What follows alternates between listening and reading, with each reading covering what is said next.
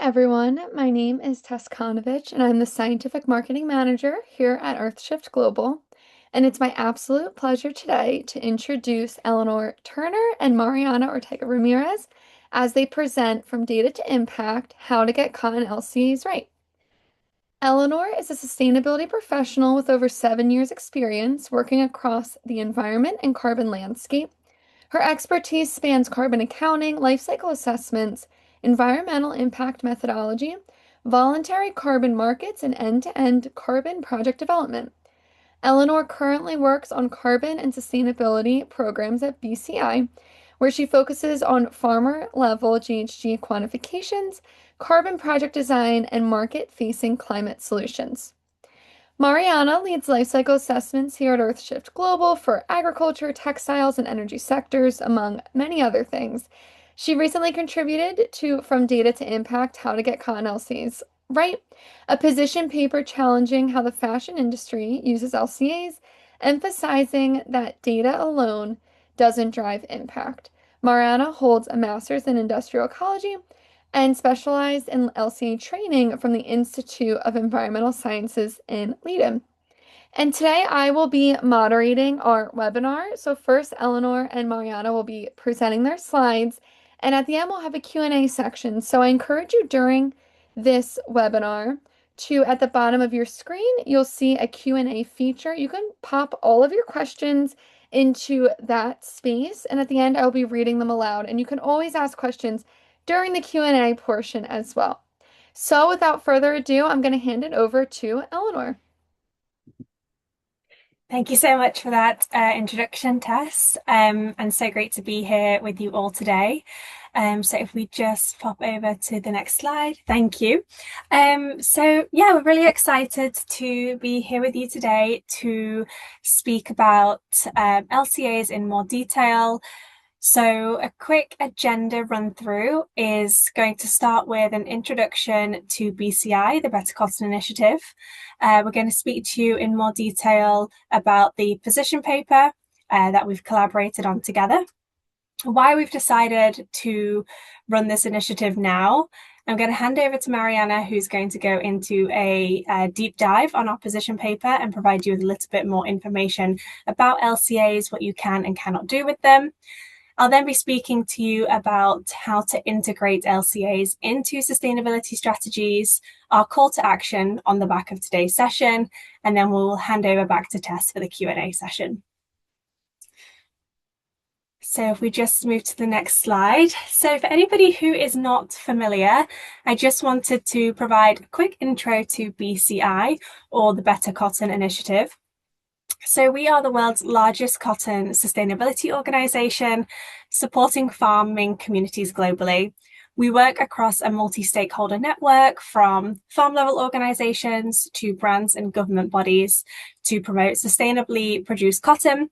And over the past 16 years, we've been able to channel 200 million euros to cotton-growing communities globally. So that's over 1 million farmers worldwide.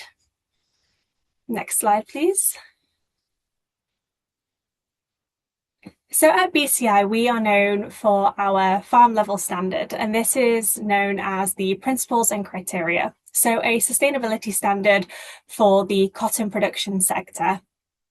And it defines social, environmental, and economic requirements that cotton producers are expected to meet to be certified to sell their cotton as BCI cotton.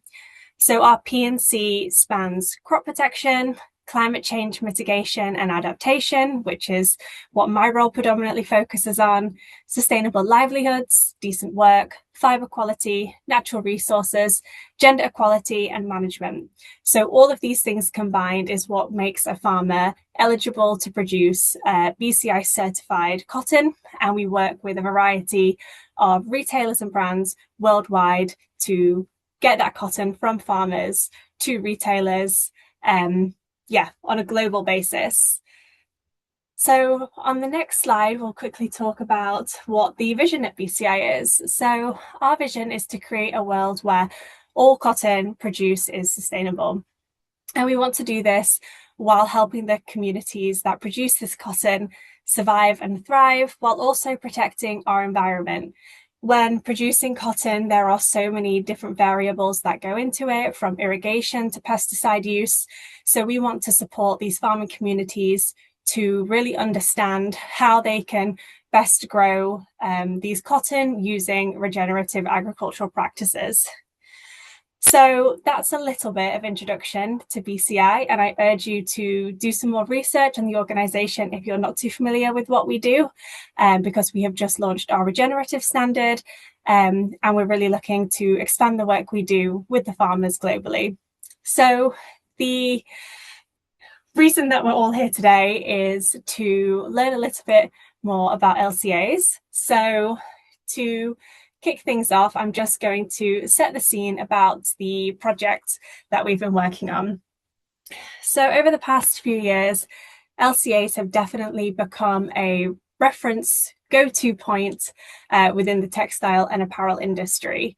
Brands are ever increasingly using them to make sourcing decisions, to contribute to sustainability reports, and cite them increasingly due to regulations. This is really encouraging companies to back up their environmental claims with data. So often we find that they turn to this LCA data to support with that.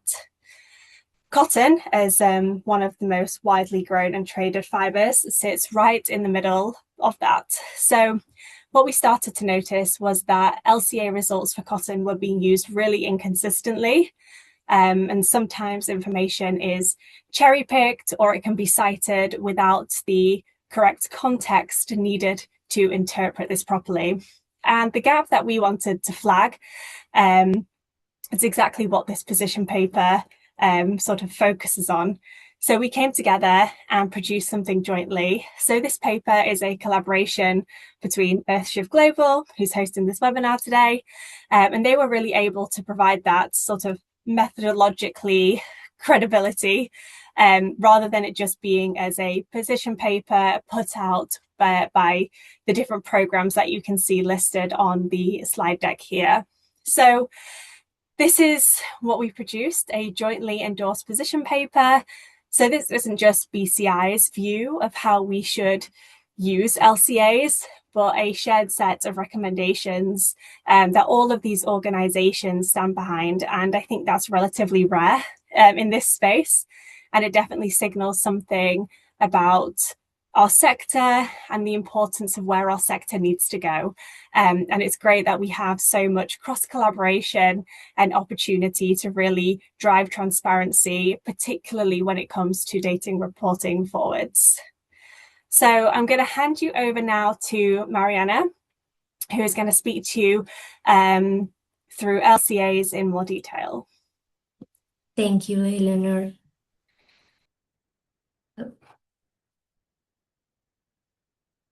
There.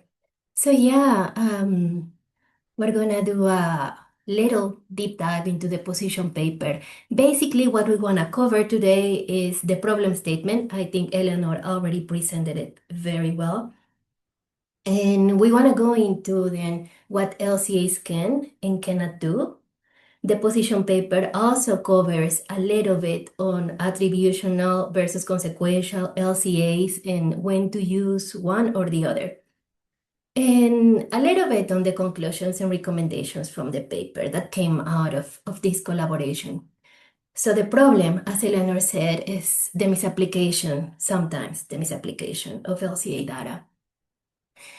And we wrote this paper based on the methodology of doing this stakeholder consultation process. And all of these organizations participated, experts from these organizations who are living through the challenges of how LCA is being used or has been being used.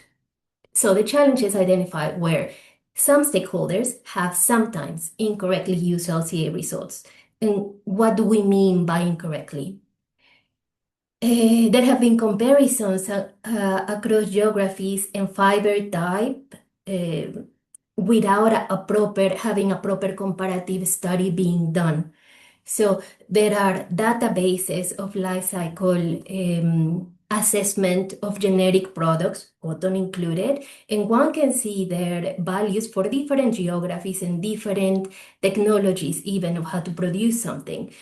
But to take just those and compare them, it's not a proper use of the databases. It's not proper use. You have to have a study made with a comparative purpose, and there are standards for that. So doing that is problematic.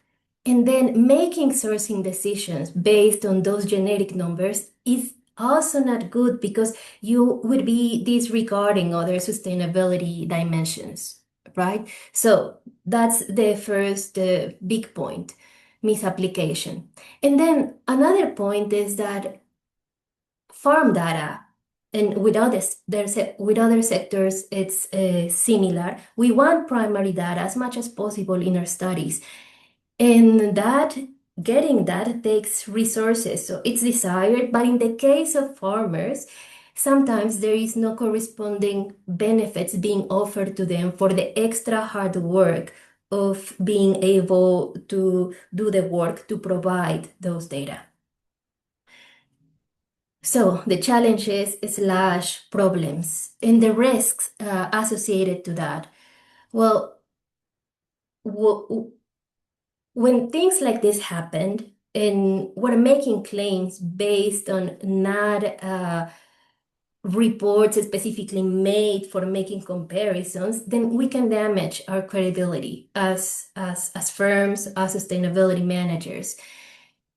If we maybe not make claims, but we do make sourcing decisions based on that, those can be poor sourcing decisions. And we would be undermining consumer trust and penalizing transparency also. And most importantly, or very importantly, at the core, we might be blurring priority hotspots. So what I want to say is the numbers that we show with the LCAs, the results are important, right? Those indicators are important and are a tool for us. But at the core, we want to do good with these numbers. And at the core, we want to understand how they are what they are, and what can we do to change the processes that are behind and do better for the world. And so that's what I will try to describe with more detail, considering a hypothetical case example. So imagine I am a sustainability manager. I am. And I see this database with all this data on cotton from different regions, in this case, region A and region B. And you can see that I have the choice of, do I use region A or region B, considering one is 5 kilograms of CO2 per kilogram of product and the other is double. Should I then work with one region or the other? What do I do? Maybe I'm already working with region B. Do I shift to region A? And the good answer is I cannot choose. I cannot make a choice only with this data. Why? Because I have to look at more things. If I follow the motto of the SDGs of leaving no one behind, then I have to look at more stuff rather than only the environmental indicator on climate change. So, as a sustainability manager, I might be sitting here with this context of having internal and external pressures present and the need to demonstrate that my company has a commitment to sustainability. And I also have to work around doing my reporting of different indicators periodically. And there are several company material issues. And there are also the regulatory forces that are constantly changing and increasing scrutiny from stakeholders in the sector, right? Including my customers. So one pathway that I could take is doing a responsible data interpretation of those data sets if I'm working with LCA data. And what does being responsible mean then? It is maybe engaging with my suppliers and identifying also what are their material issues and incorporating that into my company as part of that is part of the supply chain that I'm working with. And in that sense, putting resources, all kinds of resources may be needed to then start planning for the long term. What can we do together to change, measure the baseline of where we are right now and where we want to be in the future together and measuring that change.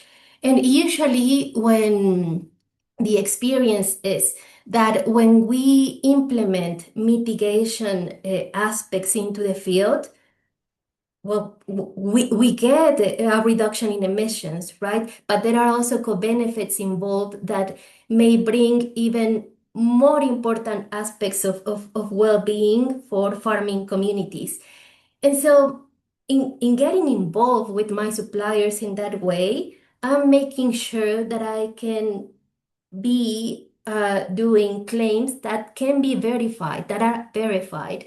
And then I can have the certainty that that good that I intended to happen is actually happening, and that there's being a process of continuous improvement, checking an improvement where there's need to improve.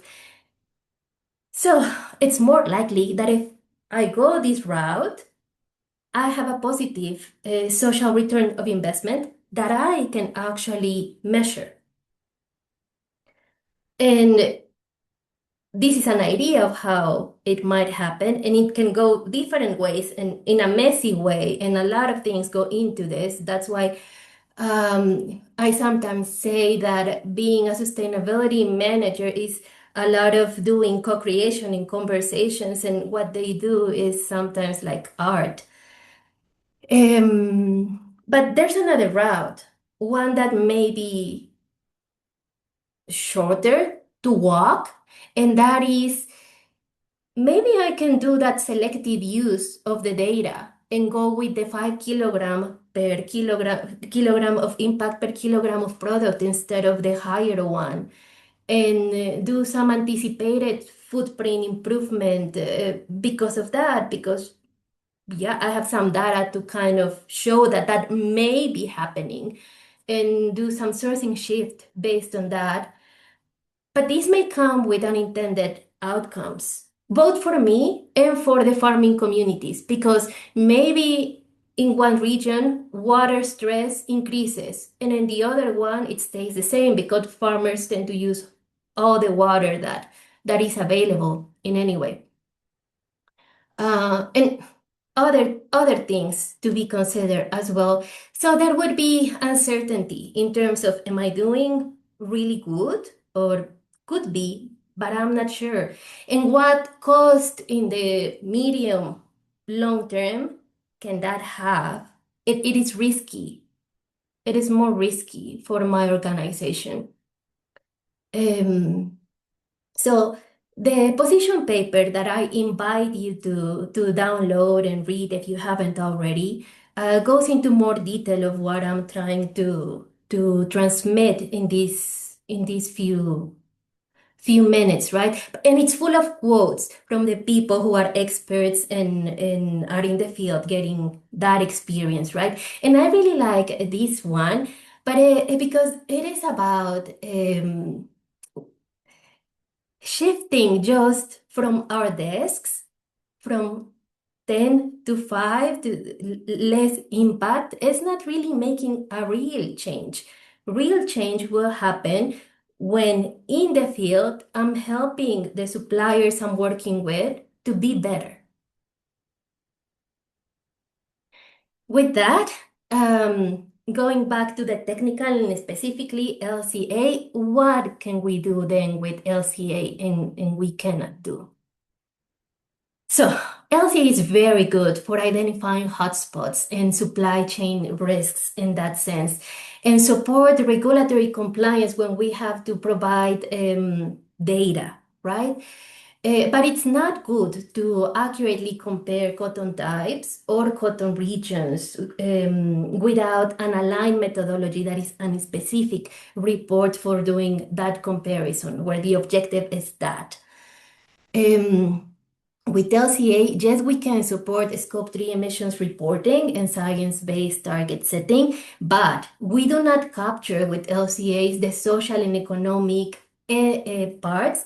And also, we don't cover impacts that are really important for the sector, like biodiversity and the impacts of microfibers, because we just don't have the science or the methods ready yet, right? Um, LCA is good for tracking long-term change, but it cannot reflect short-term changes, especially in farming practices. So it doesn't serve like a standalone sustainability metric. It can highlight trade-offs, but it cannot just trade-offs in terms of, yes, if I change, for example, my way of practicing agriculture and I'm using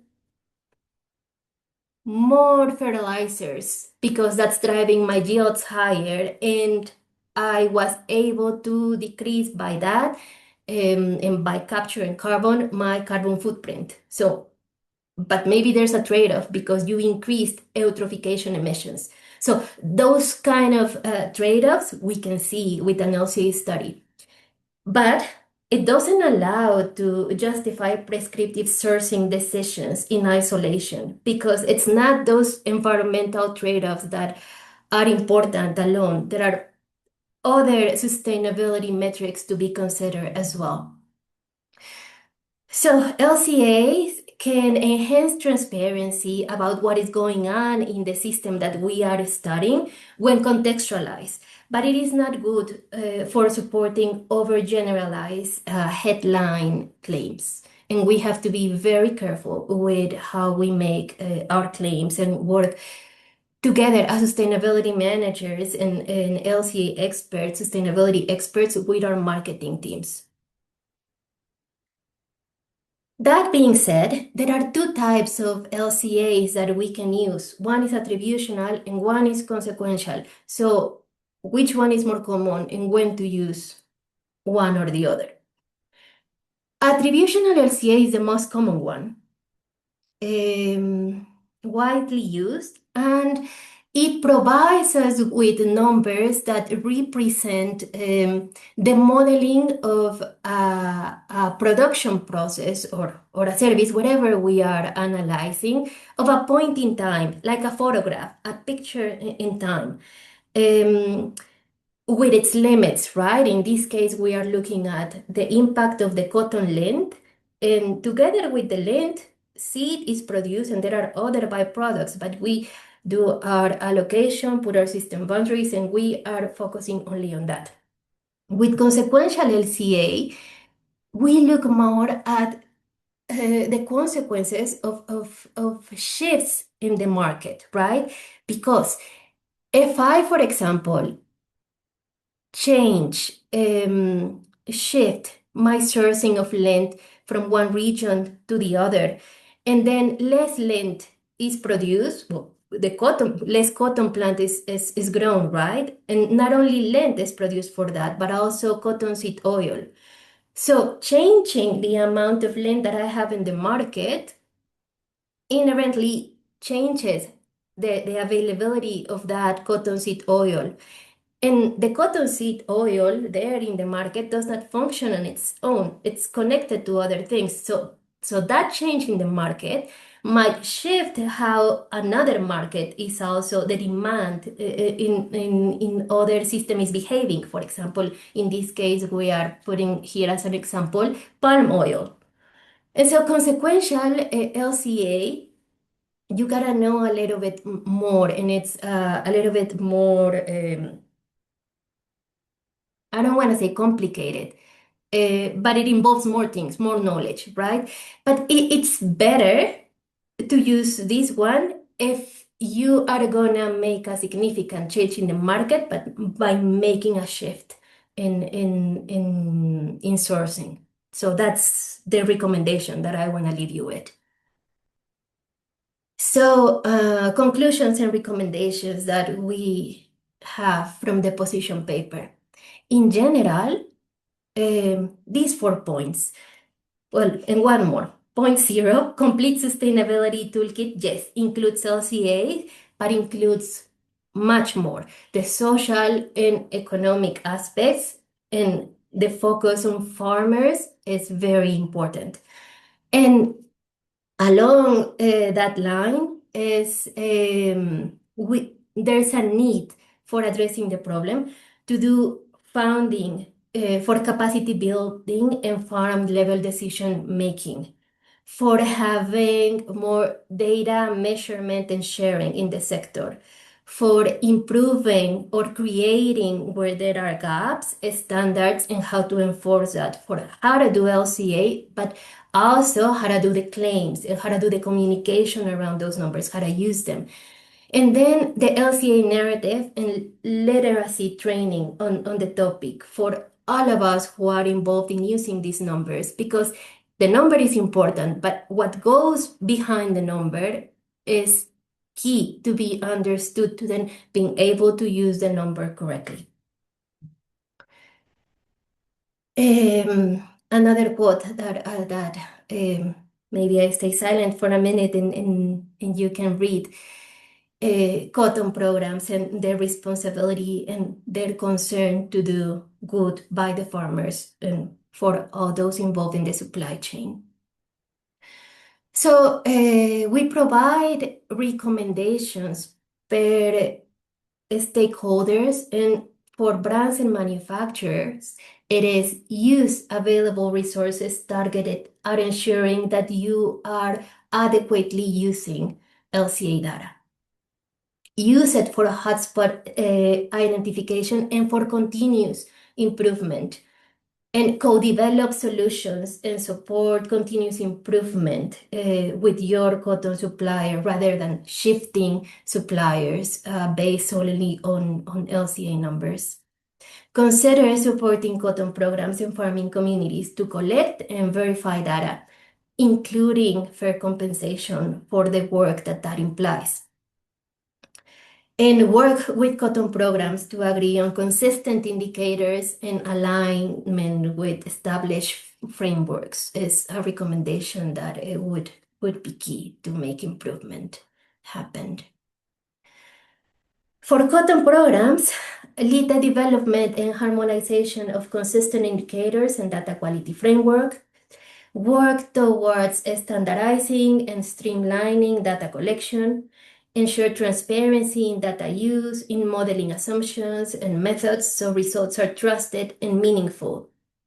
And secure fair compensation and benefit sharing model and incentives linked to data contribution and sustainability improvements at the farms. And for policymakers, don't use LCAs alone to inform policy. Set enforceable standards for environmental claims, including guidelines for labeling and marketing that prevent misinformation and reflect the full spectrum of environmental and social impacts.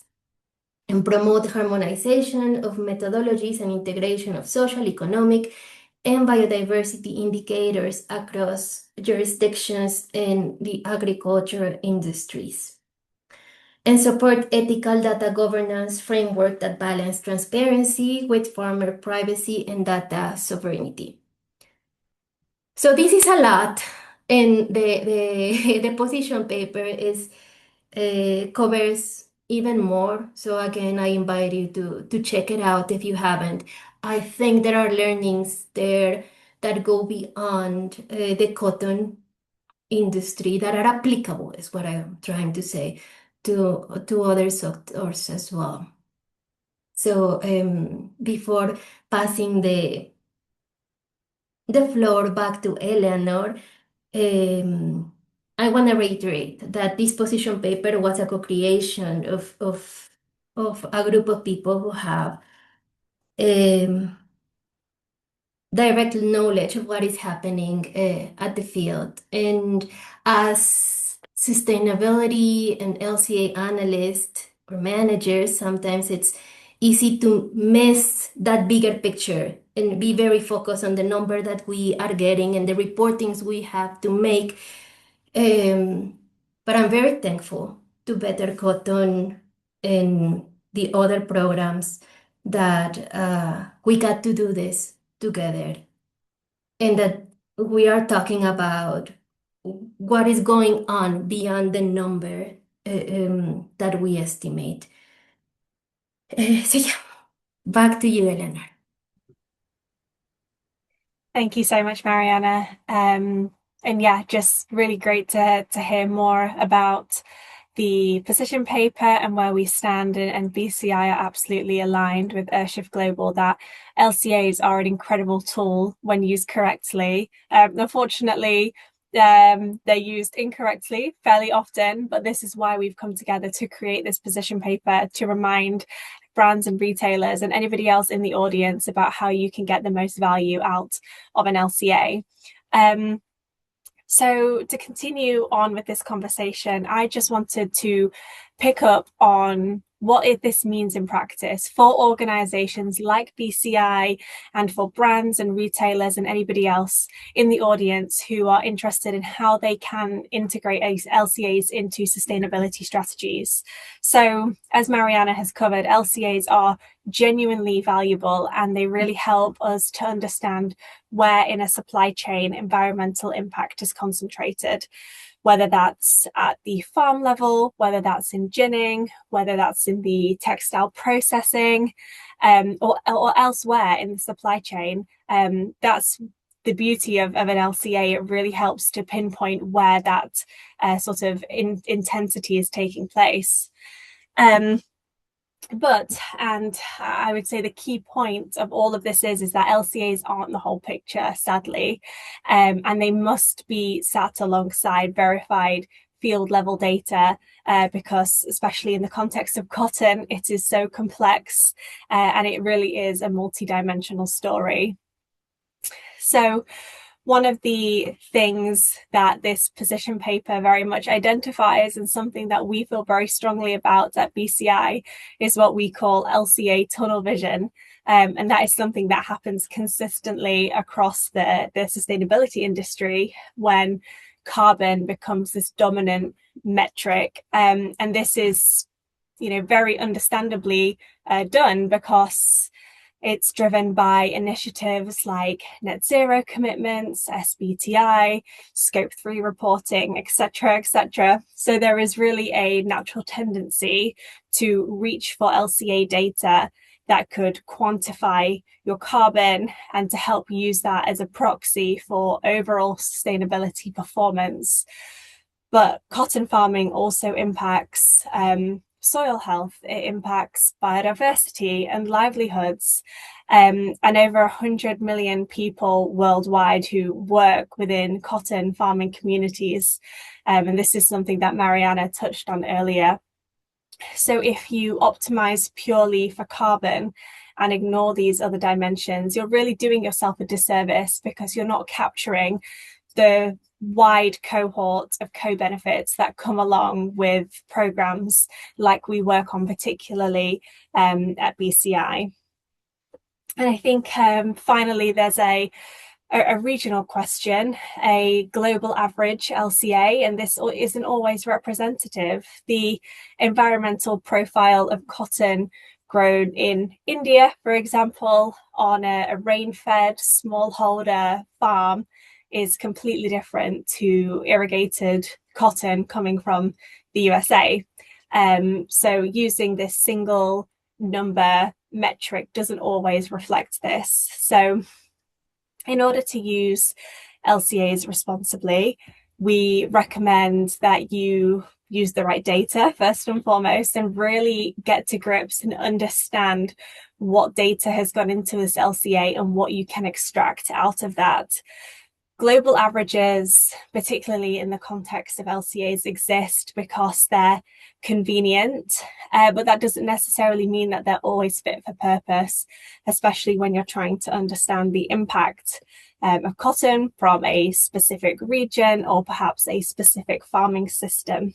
So where possible, we always recommend to use regional data where this is available. and be transparent about the methodology that is, backing up the LCA and backing up the data that you want to communicate about. LCAs are highly sensitive. And if you are citing LCA results and the methodology behind it isn't visible, it's just going to cause even more confusion. So always ensuring that methodology is visible and auditable is really going to support you in making any credible claims when it comes to the data collection that you've been doing in support of any LCA work. And thirdly, don't use LCAs to make claims that methodologies weren't designed to support.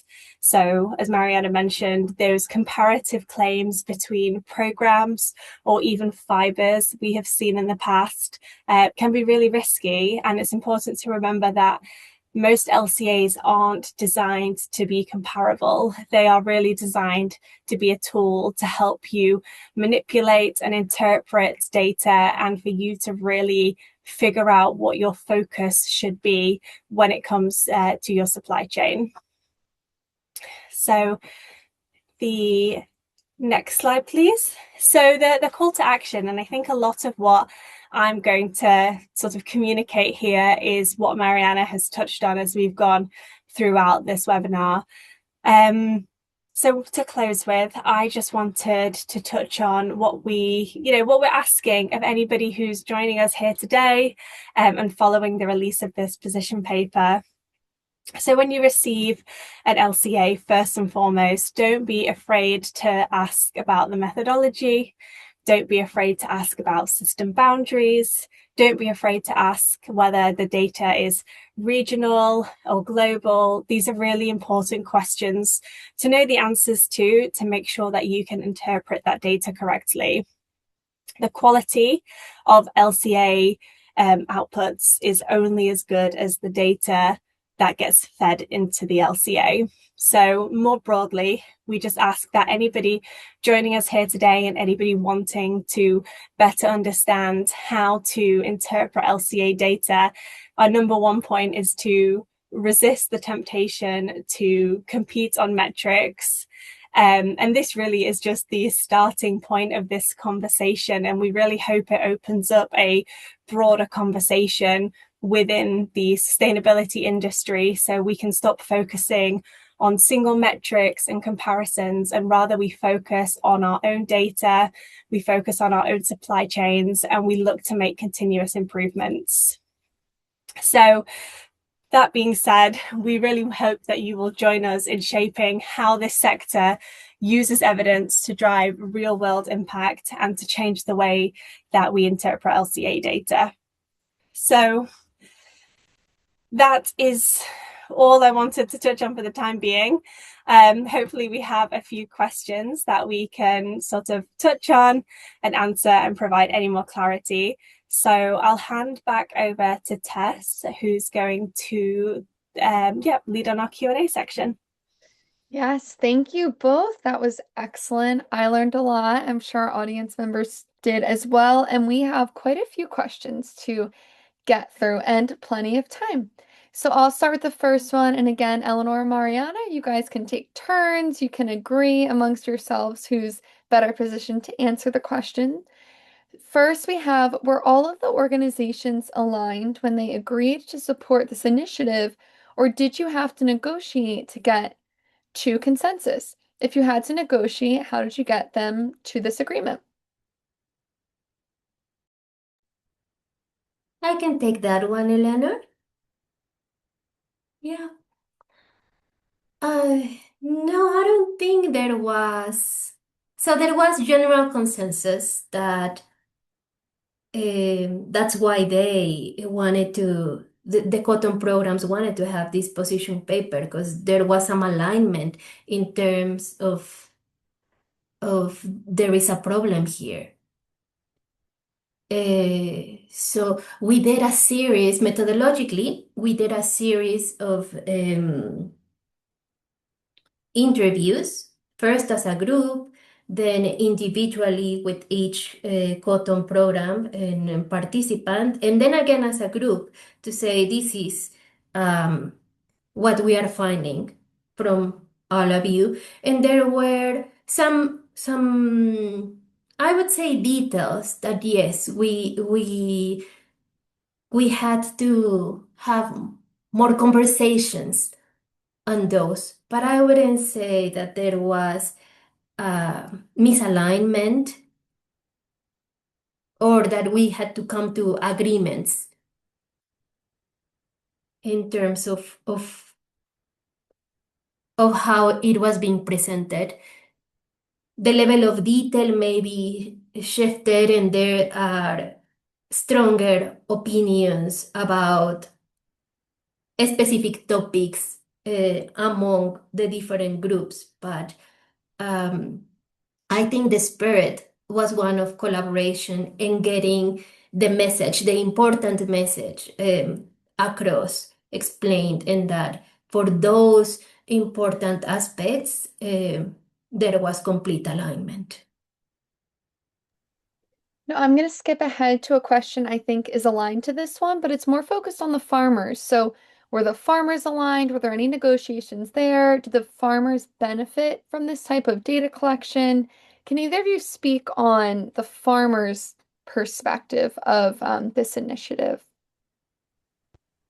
Yeah, I can definitely pick up on that because obviously at BCI we're working with multiple, not only large farms globally, but also smallholder farmers as well. And we have found increasingly that the farmers are really interested in this level of data collection and that actually it can really benefit them. So at BCI, we really firmly believe that any data we collect has to create value at farm level. It cannot just be for our own benefit. And what we found is that when farmers are able to see their own footprint and they're able to benchmark that, it can become a really practical tool. And it really supports them in showing them where inputs like water usage, irrigation, fertilizer use, are not only driving costs up because the cost of fertilizer globally is ever increasing, but also where it's driving their emissions up and where they might be able to sort of, take a step back and focus on the inputs to the cotton that they're producing. It definitely takes deliberate design. We've had to do quite a lot of training and upskilling and supporting the farmers to really interpret the data that we're collecting from them and understanding why we're collecting it and how this could benefit them in the long run, especially when it comes to things like fertilizer use, for example. And if we're finding that this is a really high emissions input and it's costly as well for the farmers, we're working with them to incorporate regenerative practices as well. So not only does this drive down their footprint, but it also drives down the cost of fertilizer use. So yeah, the purpose of this is to ensure that not only the brands benefit from the farmer data collection, but we can also support farmers on the ground to interpret their own data, and as a result, they can take action. Thank you. I'm going to combine and tell me if you'd prefer me not the next two questions. So the first is if you could change one thing about how brands currently use LCA data, what would it be? But the second is if a brand wanted to implement recommendations from paper tomorrow, what would be the first actions you prioritize? So they kind of go hand in hand to me, what do you see a lot that you want them to do differently? And then from this paper, can you make any recommendations on actions to help them get there?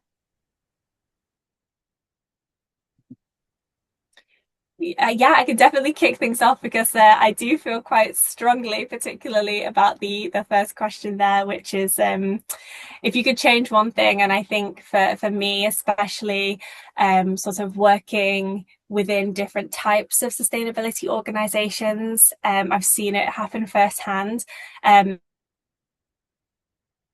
my recommendation there would be to don't see this as a marketing tool, but rather see it as a decision-making tool.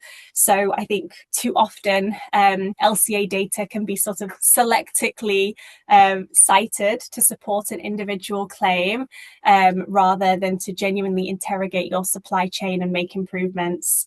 So time after time, I've seen brands taking LCA data and wanting to compare it to a competitor, for example. So rather than doing that, I would really urge you to look at that LCA data and ask, what is our highest impact area and how do we address this, rather than trying to use it as sort of a marketing tool or to see how you compare to competitors, because it just simply isn't the full picture. Yeah, I totally support that. I want to add that my favorite part of projects with clients is when I have the impression that shift occur. They come to us because, in many cases, they need to comply with providing the number for a client of their own or because of some regulation. And as part of the process, then something shifts because we start having working sessions where we are looking sometimes at the model together and they start making sense of why things are happening. And yeah, we start co-developing ideas. So yes, not just using the number, but going beyond that in terms of where that came from and what can happen considering a more holistic picture. Thank you. That was excellent. And I'll just ask the second question again. You guys touched on a ton of points that answer it, but why don't we each, well, you two each do one action. So if a global apparel brand wanted to implement the recommendations from this paper tomorrow, what would be one or two actions you would prioritize? And you each, if you feel comfortable, can give an action or two. Yeah, certainly. I think I would definitely recommend starting with auditing data inputs. So understand where you're relying on primary data versus where you're sourcing secondary data, and identify which processes perhaps need a little bit more work on that data collection process, particularly if we're talking about the textiles industry. And again, to go back to cotton, the origin matters enormously, and whether you're using primary or secondary data can really make a difference to the outcome of any LCA that you're working on. So I would definitely do an internal audit. And I would definitely recommend engaging with certification partners. So, for example, if you're a brand and you're working with the likes of BCI, come and talk to us and ask about that field level data. Really understand what the farmers are doing on the ground and what we're doing to support them. So when you are making sort of any claims about your supply chain, you can really back that up with real and verifiable data, that goes beyond just that single LCA metric, but actually is really reflective of what is happening on the ground, and the changes that we're seeking to make.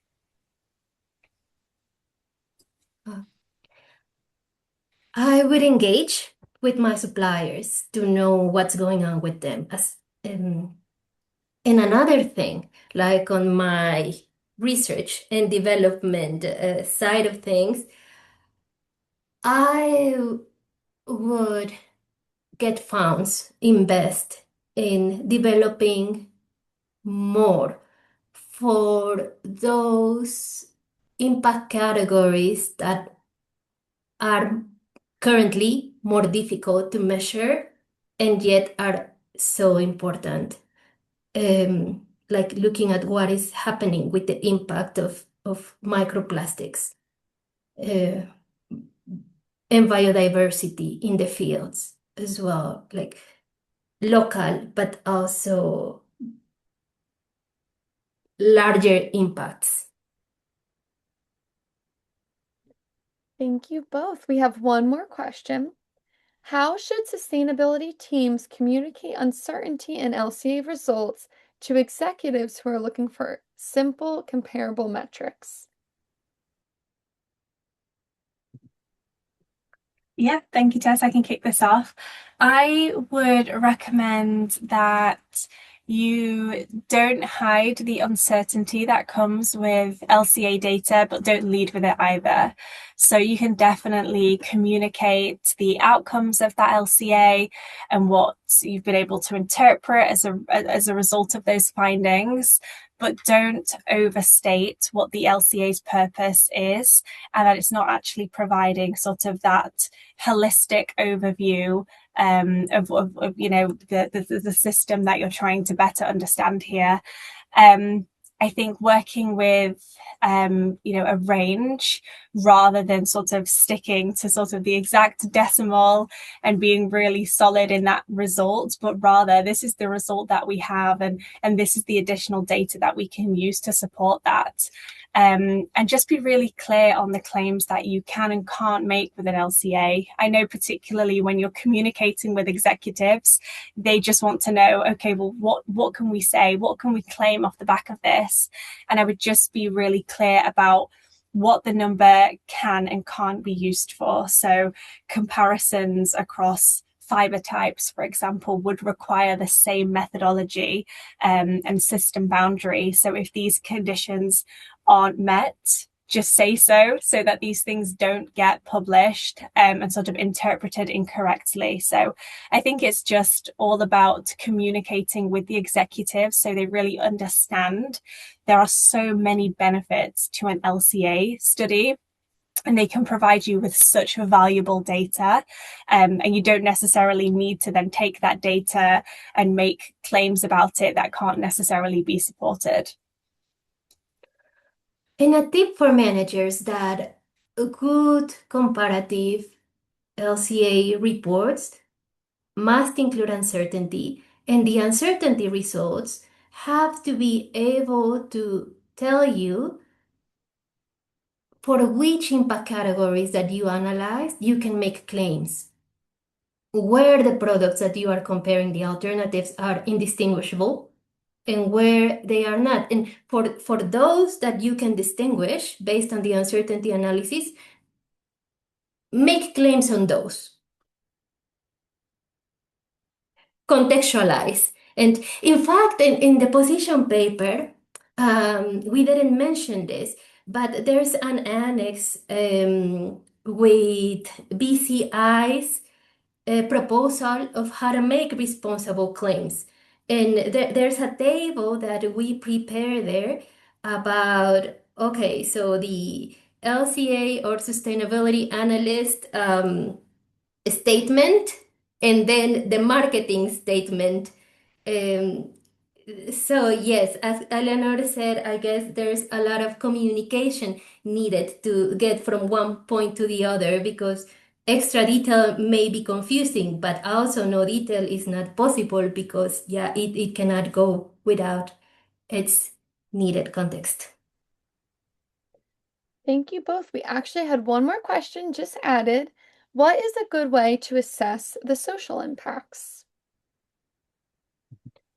Well, Yeah, that's do you want to go first, sorry. Eleanor? No, go ahead, Mariana.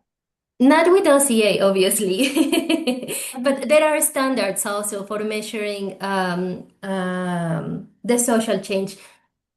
We at EarthShift use the methodology of sustainability return of investment, but more and more the social value standard is something that we are also looking at. So that's I guess that would be a recommendation. And yeah, as I'm mentioning this, I also want to say I'm talking today, but the team from Airship Global that participated with the ideas and the writing of the position paper is includes many more: Amos, Lisa, Nathan, Tom, Karen, Tess as well. So, and I just want to acknowledge that.